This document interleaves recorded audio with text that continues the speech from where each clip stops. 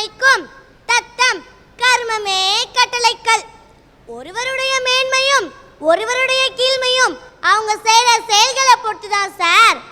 நம்ம ஏதாச்சும் ஒன்று செஞ்சோன்னா அந்த குத்த சொல்றதுக்குன்னே ஒரு 4 பேர் உட்காந்துருப்பாங்க. இதோ இவங்க மாதிரி ஆளுங்க சார். அந்த 4 பேத்தை பத்தி நான் பேச வரல. சென்னையில 4 உடல் ஊனமுற்றோர்கள் அவங்களாம் பஸ்ல ஏறி பயணம் செய்ய முடியலன்னு கேஸ் போட்டாங்க. அந்த கேஸ்லயும் அவங்க ஜெயிச்சாங்க. அதுக்கு ஜட்ஜி என்ன தெரியுமா தீர்ப்பு சொன்னாங்க? இனிமேல் உடல் ஊனமுற்றோர் ஏற மாதிரி படிக்கட்டை மாற்றணும்னு. அது மாதிரி ஏர்போர்ட்டில் ஃப்ளைட்லலாம் உடல் ஊனமுற்றோர்களை ஏற்ற மாட்டேங்கிறாங்கன்னு ஏர்போர்ட்டில் அவங்களாம் போராட்டம் செஞ்சாங்க. எதுக்கு? அவங்களுக்காக கிடையாது, மற்ற உடல் ஊனமுற்றோர்களும் அப்படி கஷ்டப்படக்கூடாதுன்னு செய்கிறாங்களே அது மாதிரி 4 பேர் இருந்தா யாருக்கு சார் யாரால பிரச்சனை வரும்? சார் நானும் வந்ததுலேருந்து பார்க்குறேன் சார். அவங்க இவங்க மேலே பிரச்சனை, இவங்க அவங்க மேலே பிரச்சனை. என்ன சார் பிரச்சனை? அந்த காலத்தில் வேகமாக ஓட்ட வண்டி இல்லைன்னு கவலைப்பட்டாங்க. இப்போ வேகமாக ஓட்டுறதுனால ஆக்சிடென்ட் ஆகுதுன்னு கவலைப்படுறாங்க. மழை பெஞ்சா பிரச்சனை, வெயில் அடிச்சா பிரச்சனை, புயல் வந்தா பிரச்சனை. உங்களுக்கு எதான் சார் பிரச்சனை இல்லை? நமக்கு முன்னாடியும் கோடிக்கணக்கான உயிரினங்கள் வாழ்ந்தாங்க, நமக்கு பின்னாடியும் கோடிக்கணக்கான உயிரினங்கள் வாழ்வாங்க. அவங்கெல்லாம் சந்திக்காத பிரச்சனையா? நம்ம எல்லா விஷயத்தையும் பிரச்சனையாக தான் பார்க்கணும்னு நினச்சா பெத்த அம்மாலேருந்து பிறக்கிற குழந்தை வரைக்கும் எல்லாமே பிரச்சனை தான் சார். இந்த பூமியில் நம்ம பிரச்சனை இல்லாமல் வாழ்ந்தா நம்ம வாழ்கிற இந்த உலகம் நமக்கு சொர்க்கம் சார், சொர்க்கம். ஓகே, வாழ்த்துக்கள் சார். நீங்க எந்த ஒரு பஸ் ஸ்டாண்டுக்கு போய் பார்த்தாலும் நீட்டமா தாடி வச்சுக்கிட்டு முகமெல்லாம் அழுக்கா தனக்கு தானே பேசிட்டு இருப்பாங்களே, அந்த பெரும்பாலான ஆண்களுக்கு பின்னாடி நிச்சயமா ஒரு பெண் இருப்பாங்க சார். எங்க வீட்டுக்கு பக்கத்து வீட்டுல இருக்கிற அண்ணன் சார் 20 வயசுலயே குடிக்காரனா போயிட்டாங்க. ஏன்னு கேட்டா காதலிச்ச பெண் கை கொடுக்கலங்கிறாங்க. அந்த அண்ணன் ஃபுல்லா தண்ணி போட்டு ஒரு கவிதை சொன்னாங்க. அடியே ரோசா, உனக்கு கொட்டி கொட்டி கொடுத்தனே காசா, அந்த காசுக்கெல்லாம் வாங்கி குடிச்சியே ஜூஸா, இப்போ என்ன ஆக்கி புட்டியே லூசா.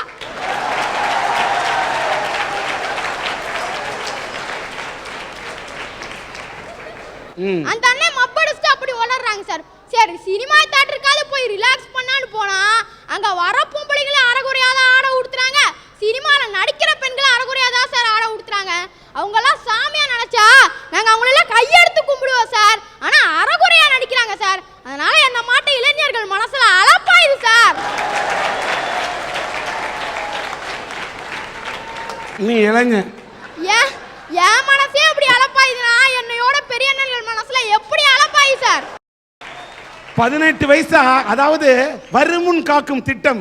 18 வயசுக்கு அப்புறம் பின்னாடி இவனுக்கு என்ன பிரச்சனை வந்துருன்னு இவ்வளவு முன்னாடியே திங்க் பண்றான். ஐயா, நாடு எவ்வளவு ஃபாஸ்டா இருக்கு பாத்துங்க சார். அப்படிதான் சார் சென்னையில சரவணன்கிற ஒரு அண்ணன், அந்த அண்ணன் கருப்பா இருக்கறனால 4 பெண்கள் சேர்ந்து கருவாப்பையா கருவாப்பையான்னு கிண்டல் அடிச்சாங்க சார். அதனால அந்த அண்ணன் அவமானம் தாங்க முடியாம தற்கொலை செஞ்சுக்கிட்டாங்க சார்.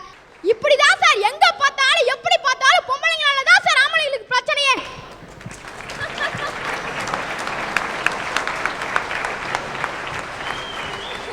தன்னை தானறிய ஒருவன் தனியே தன்னை வாழ பக்குவப்படுத்திக் கொள்ள வேண்டும் சொன்னார் இயேசு. ஆனா அந்த இயேசுனுடைய வாழ்க்கையை தீர்த்தது யாரு தெரியுமா? வெறும் 30 வெள்ளிக்காசுக்காக காட்டி கொடுத்தான் யூதாஸ். இது வரலாறு.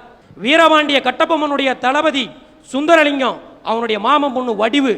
இது ஒரு ஆணு ஒரு பெண்ணு. ஒரு ஆணும் பெண்ணும் சேர்ந்தா வீர வரலாறு எழுதினாங்க. இந்த சுந்தரலிங்கமும் வடிவும் பிரிட்டிஷ்காரனுடைய கூடாரத்தை அடிச்சு நொறுக்கிறதுக்காக உடம்புல குண்டை கட்டிட்டு போய் அடிச்சு நொறுக்கினாங்க சார். இது ஆணும் பொண்ணு சேர்ந்தாங்க. ஆனால் அதே வீரபாண்டிய கட்டபொம்மனை காட்டி கொடுத்தவன் யார்? எட்டப்பன் என்கிற ஒரு துரோகி. அவன் ஒரு ஆண். ஜூலியஸ் சீசருடைய வீரம் என்ன சாதாரண வீரமா? தன்னுடைய காதல் மனைவி கிளியோபட்ராவுக்கு பிரசவ வழியப்ப பார்க்குறான், ஒரு பெண் வேதனைப்படுறதை பார்க்குறான். இடுப்பில் இருந்த கத்தியை உருகுனான், வயிற்றை கிழிச்சு அந்த குழந்தை வெளியெடுத்தான். அதனால தான் சீசர் செய்த ஆபரேஷன் சிசேரியன். இன்னைக்கு வரைக்கும் உலகத்தில் ஒவ்வொரு நாளும் ஒவ்வொரு மெடிக்கல்லையும் ஒவ்வொரு ஹாஸ்பிட்டல்லையும் ஒவ்வொரு நாளும் நினைச்சிட்டு இருக்கக்கூடிய அந்த சிசேரியன் சொன்ன வார்த்தைக்கு உருவான ஜூலியஸ் சீசர் மறைஞ்சான். கூடவே வச்சிருந்தான், நம்பிக்கையோட தான் வச்சிருந்தான். நம்பிக்கை துரோகம் பண்ணவன் யார்? புரூட்டஸ்ங்கிற கூடிய ஒரு ஆண். மறக்க முடியுமா? தென்னாட்டு காந்தி, இந்நாட்டு இங்கர்சால் அப்படின்னு சொன்னால் தமிழ்நாட்டுக்கு அண்ணா. இதே அண்ணா மாதிரி பாகிஸ்தான் ஒருத்தர் இருந்தார், பூட்டோ, மக்கள் தலைவன், மாபெரும் தலைவன். வந்துச்சே பொறாமை அதிபர் ஜியாவுக்கு. என்ன பண்ணான்? தட்டி கொடுத்து வளர்த்தானா? தூக்கிலிட்டான்.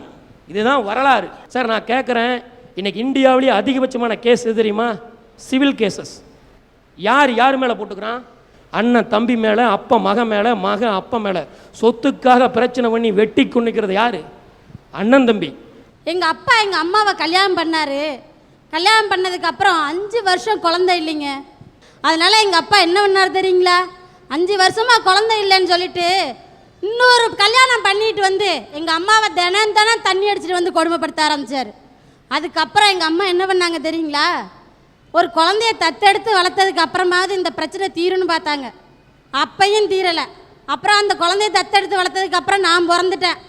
நானும் பிறந்தது பொம்பளை பிள்ளையா போனதுனால அந்த தினம் தினம் தண்ணி அடித்து கொடுமைப்படுத்த ஆரம்பித்தாருங்க. அதுக்கப்புறம் எங்கள் அம்மா இந்த கொடுமையை விட்டு நம்ம போயிடலாம் அப்படின்னு தாங்க முடியாமல் அவங்க கூட பிறந்தவங்க 5 அண்ணன் தம்பிங்க, அவங்க ஆதரிப்பாங்கன்னு நினச்சி அங்கே போனாங்க. அங்கே அவங்கெல்லாம் என்ன சொன்னாங்க தெரியுங்களா? நீ 2 பொட்டை பிள்ளைய வச்சுருக்க, நீ அவங்க கட்டின புருஷனோட தான் இருக்கணும், அடித்தாலும் கொடுமைப்படுத்தினாலும் அவங்களோட தான் இருக்கணும், நீ பிள்ளைய கூட்டிகிட்டு போயிருன்ட்டாங்க. 10 பாத்திரம் தேய்ச்சி ஒவ்வொரு வீடாக பெருக்கி கூட்டி என்னைய வளர்த்தாங்க. வளர்த்ததுக்கு அப்புறம் திரும்ப படிக்க வைக்கிறதுக்கு வசதி இல்லை, அதனால நீ அப்பா வீட்டை போய், அப்பா திருந்திருப்பார், அங்கே போய் இருந்தாங்க. சரின்னு நானும் அங்கே போனேன். அங்கே போனேன்னு என்ன நடந்துச்சு தெரியுங்களா சார்? எங்கேயுமே நடக்காத ஒரு கொடுமை என்ன தெரியுங்களா? 10 மாதம் சுமந்து பெற்ற ஒரு பிள்ளைய ஒரு கிளாஸ் சாராயத்துக்கு ஒருத்தவன்ட்ட கொண்டு போய் விட்டார் சார் எங்கள் அப்பா. அங்கேயும் தப்பிச்சு வந்து சரி ஃப்ரெண்டு வீட்டில் அடைக்கலமா இருந்தேன். என்னோட கதை தான் சார் இப்படி. எங்கள் அக்காவோட கதையை கேட்டிங்கன்னா அது அதை விட கொடுமை சார். எங்கள் அக்கா என்ன பண்ணாங்க தெரியுங்களா?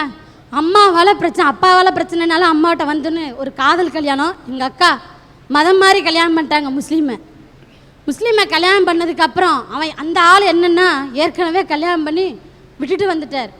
அவன் ஒரு பொண்ணை ஏமாற்றிட்டு வந்து எங்கள் அக்காவை கல்யாணம் பண்ணிட்டார்.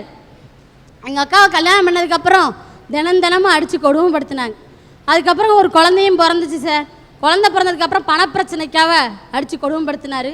எங்கள் அக்கா நாதி இல்லாமல் அனாதையாக தாய் வீட்டுக்கும் போக முடியல, அடுத்தவங்க வீட்டுக்கு மற்றவங்களாலையும் பிரச்சனையாக இருக்குன்னு தூக்கு மாடி தொங்கி தற்கொலை பண்ணிட்டாங்க. ஆனால் அந்த பெண்ணை தூக்கறக்கு 2 வருஷத்து பொம்பளை பிள்ளைங்க சார். 2 வருஷத்து பொம்பளை பிள்ளைய தூக்கறக்கு யாருமே இல்லை. ஆனால் நான் அந்த வயசில், நான் சின்ன வயசு 17 வயசில் 11வது படிச்சுட்டு இருக்க வயசில் அந்த பிள்ளைய நான் எடுத்து வளர்த்தேன் சார். இன்னைக்கு பெண்களால் பெண்களுக்கு பிரச்சனைன்னு சொல்கிறாங்க. ஆனால் நான் ஒரு பெண்ணாக இருந்து அந்த பிள்ளைய நான் எடுத்து வளர்த்துருக்கேன் சார். இன்றைக்கும் அந்த பிள்ளைய நான் எடுத்து வளர்த்துட்டு வர்றப்ப அந்த கோயம்புத்தூர் எங்கே இருக்குன்னு எனக்கு தெரியாது. அந்த கோயம்புத்தூரில் வந்து நான் வேலைக்கு வந்தேன். ஒரு வீட்டில் தங்கி வேலை செஞ்சேன் சார். இந்த வீட்டில் தங்கி வேலை செய்கிற இடத்துல சம்பளத்தெல்லாம் வாங்கிட்டு வந்து என்கிட்டயே கொடுன்னு சொல்லிடுவோம். சம்பளத்தெல்லாம் வாங்கிட்டு வந்து என்கிட்ட கொடுன்னு சொல்லும்போது நாங்கள் கொடுத்துட்டு இருந்தோம். ஒரு நாள் 500 ரூபா பணம் கேட்டேன். என்கிட்ட இல்லைன்னு சொன்னதுக்கு, நான் heart patient sir, heart patient பார்க்காம அவனுக்கு தெரியும் ஏற்கனவே உடம்பு சரியில்லைங்கிறது தெரியும். அப்படியே என்ன செஞ்சார் தெரியுமா? பணம் கொடுக்கறதுக்கு இல்லைன்னொன்னே என்னை எட்டி பந்து மாதிரி தூக்கி உதைச்சி தள்ளா சார்.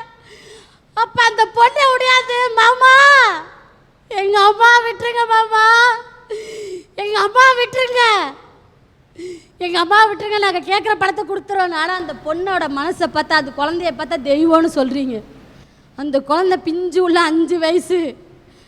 அதை நெஞ்சு அப்படி எட்டி அந்த பிள்ளைய நெஞ்சில் வச்சு மிதிச்சு ரோட்டில் கிடக்கிற கப்பிக்கல் இருக்கு சார், அந்த கப்பிக்கல்ல தரன்னு இழுத்துட்டு வந்தா. அதையும் பார்க்காம நம்ம செத்துடலாம் அப்படின்னு நான் சொன்னேன். அப்போ எங்கள் பிள்ளை என்ன சொன்னிச்சு தெரியுங்களா? பாரதி கண்ட புதுமை பண்ண அந்த ஒரு 5 வயசு குழந்தை சொன்னது என்ன தெரியுங்களா? அம்மா நான் இருக்கேன், நம்ம எதுக்கு சாகணும், நம்ம சாக வேண்டாம், ஏதோ ஒரு வேலையை பார்த்து அந்த வீட்டை விட்டு வெளியில் வரலான்னு சொன்னேன்.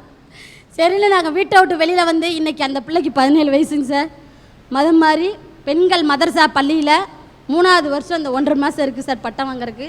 நான் படிக்க வச்சிட்டு இருக்கேங்க, இன்னமும் நான் படிக்க வச்சிட்ருக்கேன்.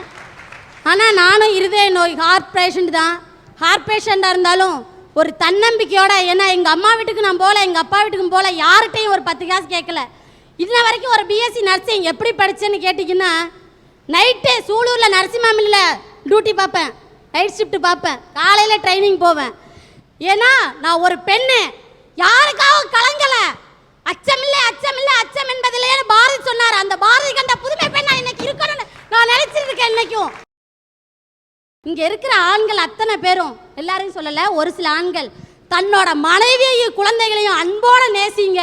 தன்னோட அம்மாவை தவிர மற்ற பெண்கள் எல்லாரையும் அம்மாவாகவும் சகோதர சகோதரிகளாகவும் நினைச்சு கேவலமான ஒரு காரியத்தை பண்ணிடாதீங்க. மனிதனுக்கு வாழ்க்கையிலே பிரச்சனை இல்லாமல் இருக்கிறதா என்று கேட்டால் இருக்கிறது. அச்சனையை சந்திக்காதவன் ஆண்டவரும் இல்லை, பிரச்சனையை சந்திக்காதவன் மனிதனும் இல்லை. அப்படிப்பட்ட பிரச்சனை யாரால் யாருக்கு பிரச்சனை?